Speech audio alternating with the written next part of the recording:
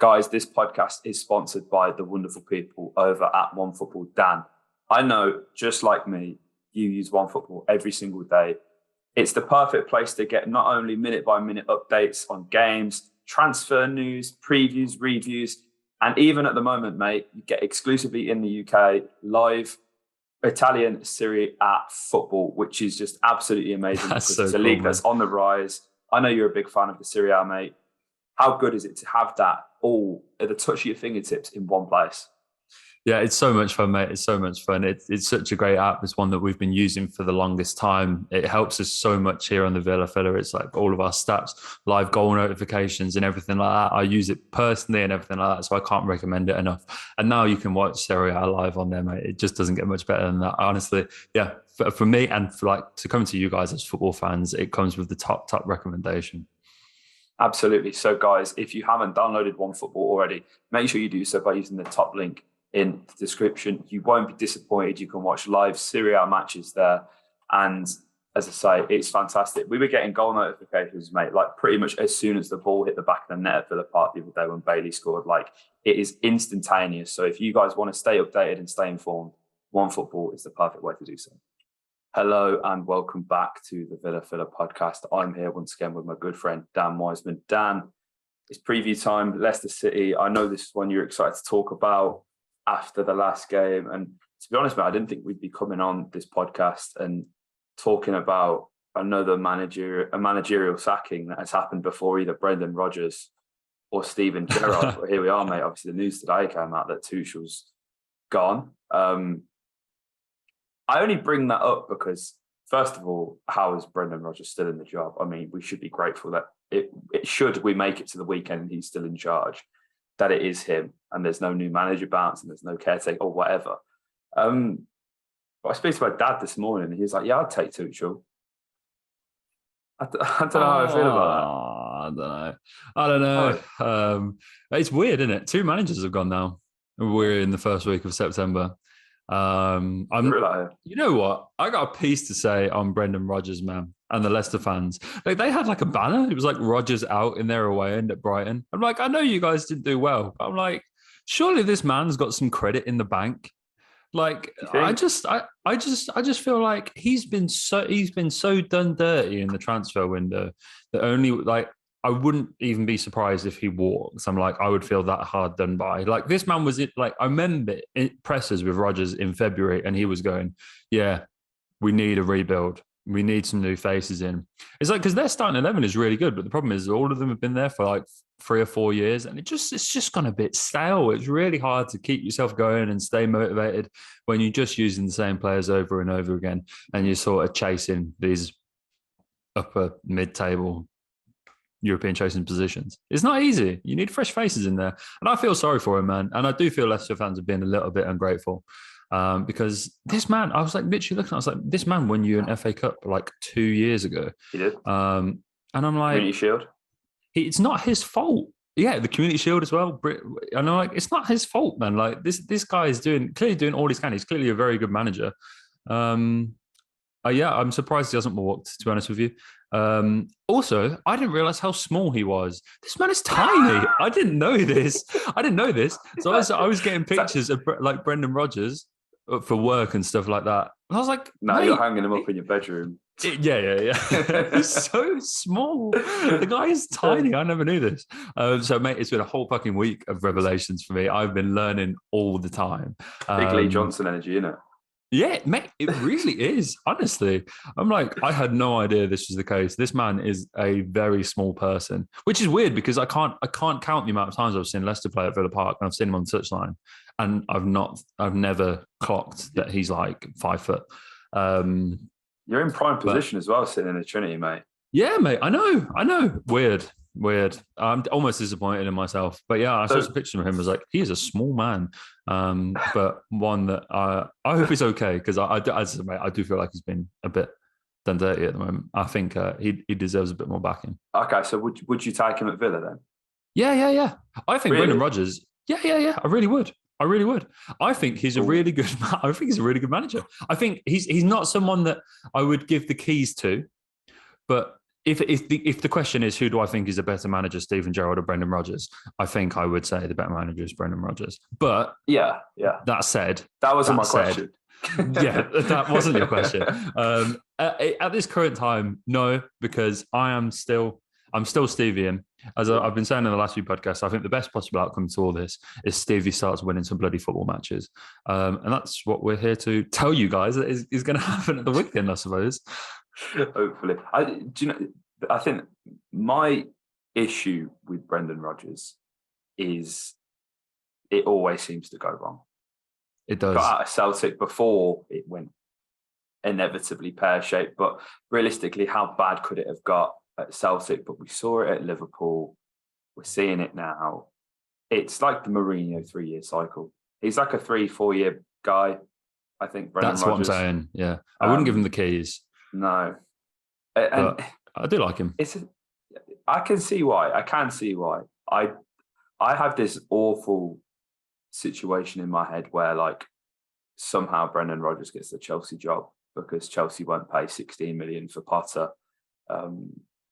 He's a Chelsea man as well, isn't he? He was there. He is a Chelsea man. He was there. I think worst case scenario, Potter goes to Chelsea. We don't get Potter. Should this all happen? All hypotheticals, guys. Obviously, Rodgers comes to Villa. Tuchel or Poch goes to Leicester. Then I think we'd have been stiffed up real bad. I would put my money on Tuchel being the next manager of Sevilla. There you go. Mark the words. Is it Lopetegui at the moment? Bro, I watched them yesterday. I was covering the Man City. I'm sorry, been massive tangent. They were playing Alex Telles at left wing. I saw the lineups come up at work. I was like, oh my God, Lopetegui's in massive trouble. Yeah, he's going to get sacked real soon. They are crap. Like you only saw them a few weeks ago. Yeah, and they were rubbish then. It was no surprise that Haaland got. And so, yeah, I think Tuchel will go to Sevilla, and I think that's actually quite a good fit. And so, yeah, that would be where I go. But I'm actually kind of glad that this Tuchel situation has come out, and I saw their list of candidates, and it was like Pochettino, Potter, and all this. I'm like, right, finally, because hopefully this will drill it home that like we're not in this conversation. Yeah, we said Gerrard. We're not talking about these guys. We're not in that bracket, man. It's like we're not talking about these guys. Not even Brendan Potter. At 16 mil. No way. It's like we are not talking about these guys, and this is why I've always been a bit hesitant to get all aboard Stevie out, because it's like I just don't know who's out there. But Big Ange is like, I saw someone say it, and I was like, nah, that's so stupid. And then more and more I've been watching Celtic. I'm like, oh, I really like how they play football, but we're not going to. Wasn't there a whole scandal with him because he didn't have UEFA qualifications and Celtic had to fight really hard to allow him to actually. It's such a stupid idea, but this is what happens. Really good. This is what happens. They are during really the Champions League. We like mate. The timeline last night was full of it. Like, these are people who've never watched Celtic kick a ball in their life, or only do when the Champions League and the Europa League comes around. Will they be watching next week when they aren't playing Real Madrid? Probably not. No, but, no. And do you know what? There's another tangent. All these fucking Villa fans who are like either Rangers or Celtic as like a second club.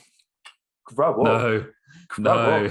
You got not like no. Oh, it's just something I can't get behind it. I don't think I just can't.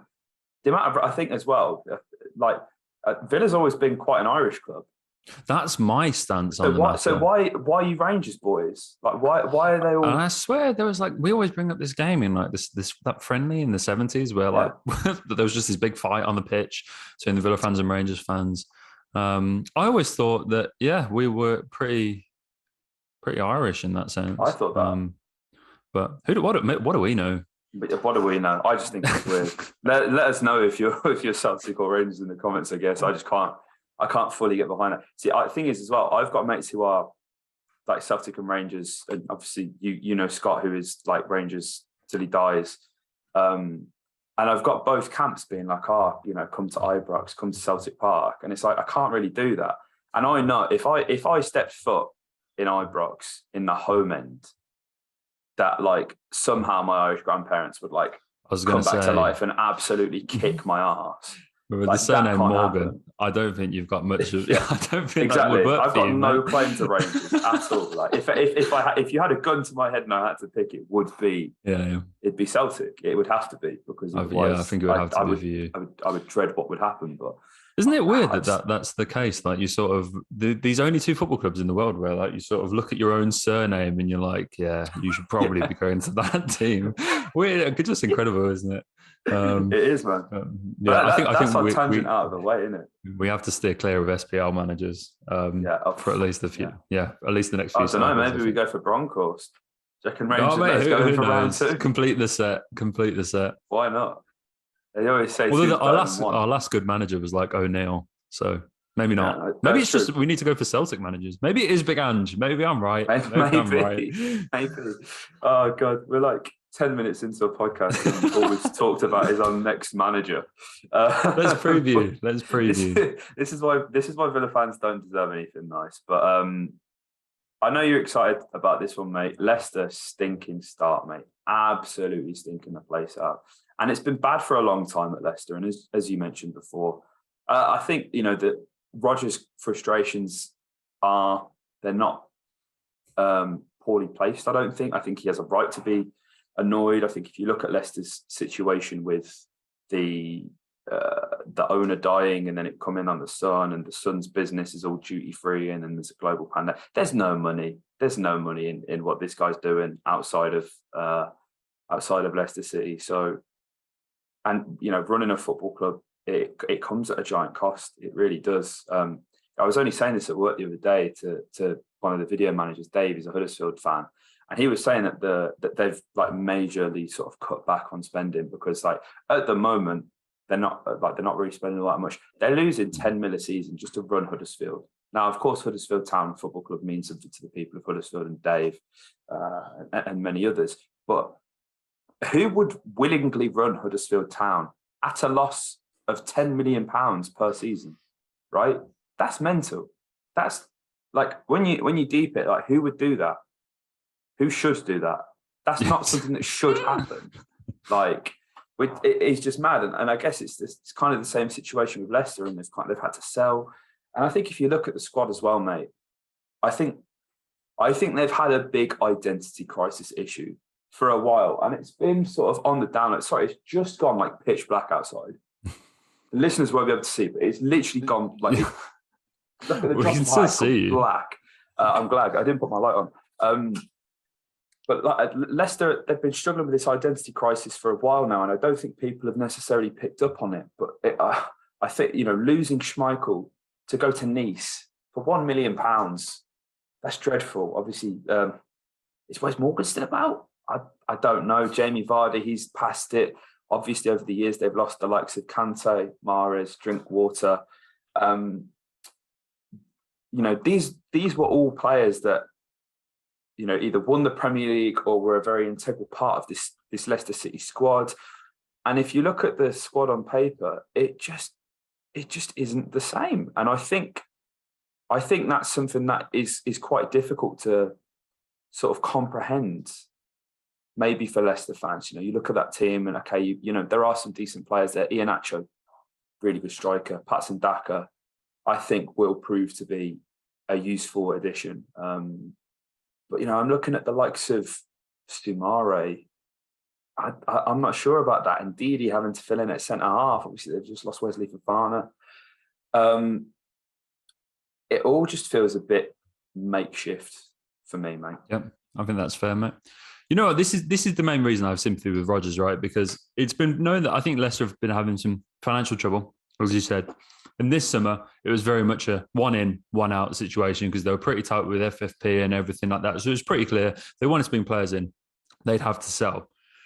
Fine. That's not a problem, really. In fact, I think that suits what Rodgers was saying, and that the squad needed a bit of an overhaul. So maybe on that basis, you sell, get loads of new faces in, loads of the deadwood out, you have a bit of a clear out, loads of new people in. I actually think it works to your advantage.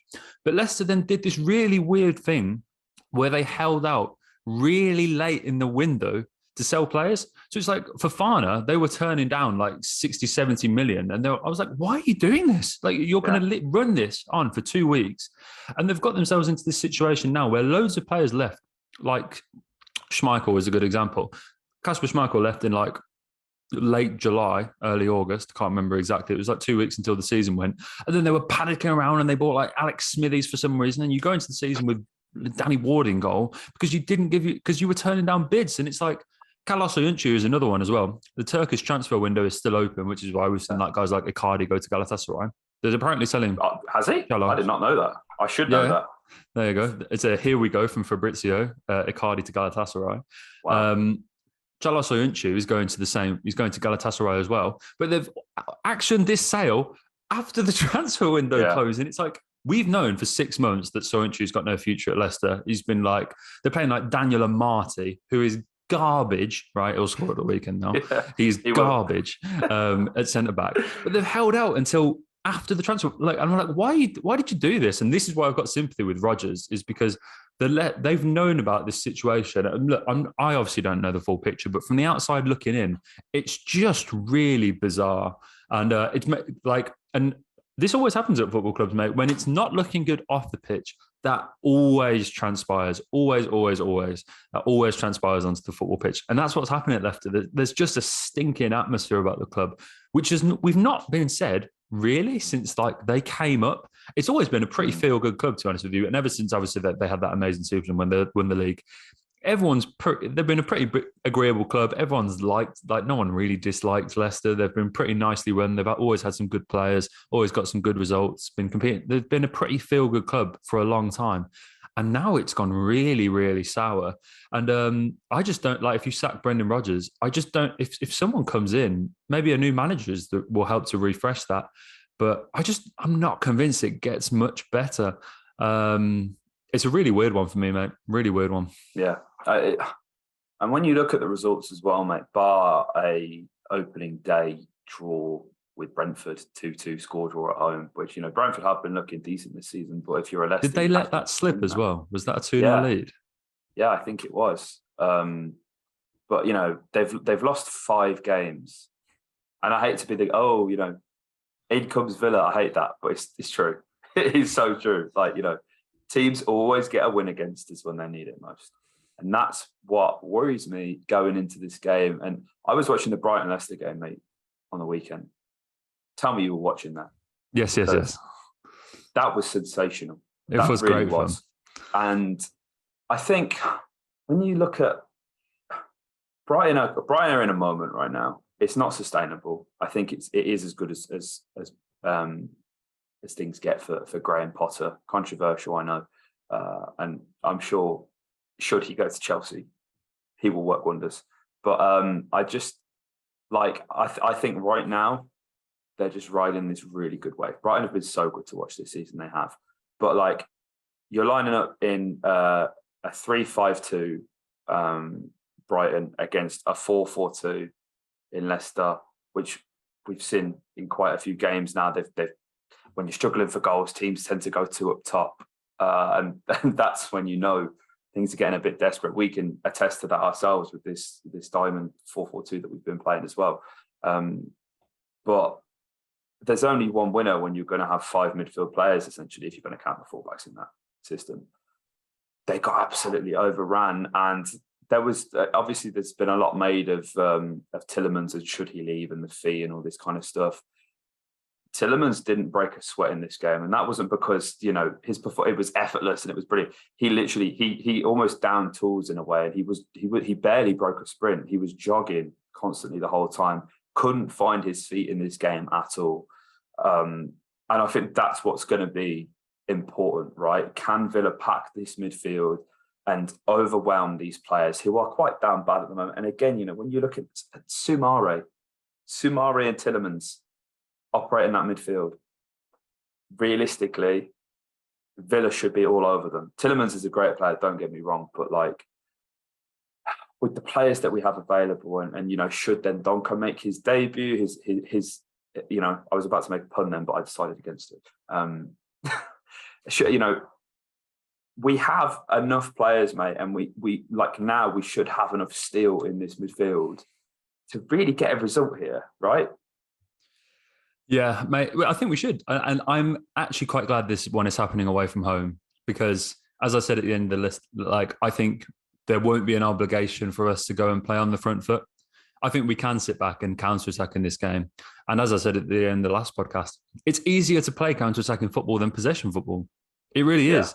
Like it's so much easier to teach a little triangle out of the back line into midfielder who plays a ball in, but like that move against City, where Ashley Young wins the ball back, plays it to Douglas Luiz, who plays the ball in behind for Watkins, who has that shot go wide of the far post. It's so much easier to coach that than it is to coach like possession-based football, where you're having to play, like teach all of this different movement and runs in behind and everything like that, where you can unlock a deep block. It's easier to play on the counter-attack. And so I think because it's away from home, I think we'll see Leicester have more of the ball. I think that's fine. My hot take is I don't think Youri Tielemans is very good. Oh, that might be a really hot take. I just don't know what he does. I just don't know. Like, I don't know what okay, fair enough. He'll put one in the top corner every 25 yards. And now I've called out, that's 2 goal scorers from the weekend, Daniel Amato and Youri Tielemans. I just don't think he's very good. And in his defense, he's been playing football since such a young age that actually I think he's much older than his age depicts. Like, I think if he was like a tree and you could cut his legs open and you could count the rings inside, there'd be loads of rings, right? It's like the opposite of Diego Carlos, who basically his career started at like 25. Whereas Youri Tielemans was playing for Anderlecht at like 16, 17. And now he's like 26. He's already been playing, like he's been playing loads of minutes. And yeah, I just think it's caught up on him a bit recently. I don't think he's been very good for a little while. And yeah, you'd like to see us go and get the better of him at midfield. I'd like to see the guys like Dendoncker come in and stuff like that. I think it could be a really good game for him. And I think if we do hit them on the counter and we open up those nice little quick, snappy, like the exact opposite of what we were at the King Power last year, where we were awful at this. I think we can go and get a result. God, mate, I'm actually quite optimistic. That's stupid, isn't it? It is. I don't like that. Oh, that's going to come back to haunt me. I'm looking at the midfield, man. Right. How do we line this up, right? Because I think, maybe I've misprofiled Dendoncker, but I've seen a fair bit about him sort of being like a late box arriver. Well, he is only when he plays with the Villa. He's only running on getting goals and assists when he plays against us. Otherwise, I still have him down as more of a not a soul six, but I think like he operates in a double pivot, and I think if you play a double pivot with him and Buba, and they can eventually form an understanding as to who goes when, I think that's the best way to use the two of them. I think. Without, that's so bloody solid. I love that. That's like big guy. What we've not had. It's just a presence, man. I'm really excited, but I'm really excited. I think Dendoncker could be such a great signing. I was like, it came out. I was like, you know what? 13 million. Like I said this at the time, I think it's a really good buy, and I'm really excited to see him and see how he fits in. And I think alongside Kamara, that's solid, man. Look, it's not the most mobile midfield pivot you'll see in the Premier League this weekend, but it's going to be hard to play against, and that's exactly what we've not been for ages, and we've constantly said that. So yeah, I'm really excited to see it, mate. I think it'd be interesting to see how we line up. I'm glad that Bailey's he will start. Yeah. He will play. Really interested at like the whole Coutinho Buendia. Genuinely couldn't weigh in on whether we'll see one of those, both of those, neither of those. Really excited by that. Stevie's got a few choices to make. But you know what, mate? If we win this game, it could be so great. It could be so great for our season. So here's hoping. It could be disastrous as well. It could be. He could win this and then not win another one. That's the beauty of it. And then we're stuck with it. Honestly, mate, this game is colossal because it's literally back to crisis mode if we lose or if we win. I really think it could start to turn things around. It's really hard to sort of undersell this one, isn't it? It really is. It really is. Guys, let us know your thoughts in the comment section down below. We've got some tasty fixtures coming up soon, so it's about time. Get some points on the board, Villa. Be nice. Away performance. Dan will be with you to brief you on that at full time. Other than that, Let's look at the FPL. It's a bit difficult because we've had quite a few games here and there. And I had a stinking week, mate. I forgot to captain Haaland, and I kept Jesus as captain. And it has cost me in all of my leagues. Yeah, I had Mo. So I'm now down to 33rd. Oh, I'm 23rd. The Villa League. There we go. And at the top right now, Dan Horton, salad fingers. He's too good at FPL, man. Yeah, he is too good. He's not allowed in the league next year. I'm saying it now. We're not allowing FPL experts in the league. He's too good at this. He is too good. But yeah, guys, obviously, the link for that to join the league will be in the description. The winner gets a shirt at the end of the season of your choice. If you enjoyed, hit a like, comment your thoughts below, and subscribe for more.